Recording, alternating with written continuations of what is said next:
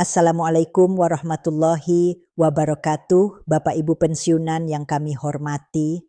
Sebelum kita mulai, izinkan kami menyampaikan doa terbaik. Semoga Bapak Ibu selalu dalam keadaan sehat, damai, dan berada dalam lindungan Allah. Setelah puluhan tahun mengabdi untuk bangsa, wajar bila Bapak Ibu ingin merasa tenang terhadap hak pensiun yang sedang ditunggu. Dengan izin Allah, apa yang menjadi hak Bapak Ibu tidak akan hilang. Semoga penjelasan ini menjadi jalan untuk menenangkan hati dan memberi kejelasan.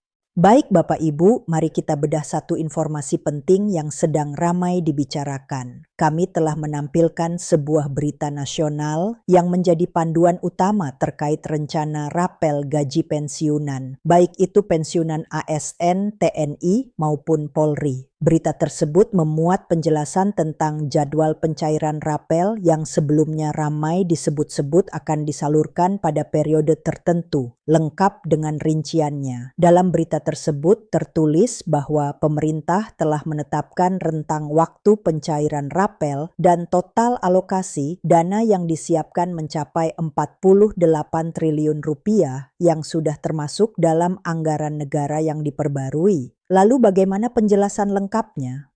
Mari kita bahas secara perlahan agar Bapak Ibu benar-benar memahami. Selama beberapa waktu terakhir, informasi di media sosial memang sangat beragam. Ada yang menyebut pencairan dilakukan di awal bulan, ada yang bilang di pertengahan, dan ada juga yang menyampaikan bahwa pembayaran tertunda karena anggaran negara belum siap. Perbedaan informasi inilah yang membuat banyak pensiunan bingung. Namun kini pemerintah melalui Kementerian Keuangan telah memberikan klarifikasi resmi. Mereka memastikan bahwa rapel memang akan dibayarkan dan penyalurannya dilakukan bertahap selama beberapa hari kerja agar sistem tidak overload. Total dana yang disiapkan untuk rapel ini mencapai 48 triliun rupiah dan seluruhnya akan disalurkan langsung ke rekening penerima melalui PT Taspen untuk pensiunan ASN dan PT Asabri untuk pensiunan TNI Polri. Bapak Ibu tidak perlu datang ke kantor cabang karena semuanya diproses otomatis. Selanjutnya kita masuk pada penjelasan mengenai perubahan jadwal dan alasan penundaan beberapa waktu lalu. Pemerintah sebelumnya telah mengumumkan kenaikan gaji pokok ASN aktif dan kenaikan pensiun dengan rata-rata 12%, namun kenaikan ini tidak bisa langsung diterapkan pada bulan pertama tahun anggaran karena ada penyesuaian sistem baru. Pemerintah sedang menata ulang sistem pembayaran agar sepenuhnya berbasis digital. Karena itu, data pensiunan juga harus diperbarui hingga benar-benar akurat. Jika tidak diverifikasi, risiko kesalahan akan sangat besar. Dalam berita dijelaskan bahwa ribuan data pegawai dan pensiunan harus diverifikasi ulang karena adanya sistem integrasi baru antara Taspen, Asabri, dan BKN. Sistem ini dikenal dengan nama SIPAS, Sistem Integrasi Pembayaran dan Administrasi Pensiun ASN. Integrasi ini memerlukan waktu karena seluruh data lama harus dicocokkan dengan data baru, termasuk data ahli waris, nomor rekening, tanggal lahir, status pensiun, dan data pensiunan TNI Polri yang diproses terpisah.